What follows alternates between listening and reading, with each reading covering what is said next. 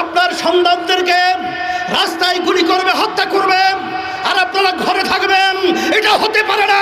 আপনারা আসেন, আমরা আমাদের সাথে আছি ইনশাআল্লাহ। আবু সাঈদের হাতে কোনো অস্ত্র নেই, ওর হাতে কোনো লাঠি নেই। ও একটা মেধাবী ছাত্র, ওর কোনো সন্ত্রাসীর কোনো তালিকা ওর নামে নেই।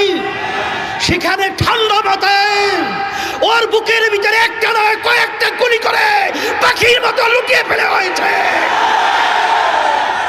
আর সেটা আমরা বসে বসে দেখব, আর সেটা আমরা সহ্য করব? এটা হতে পারে না, হতে দেওয়া যায় না। এর প্রতিবাদে রাস্তায় নামতে হবে। খুনিদের বিচার বাংলার জমিনে করতেই হবে।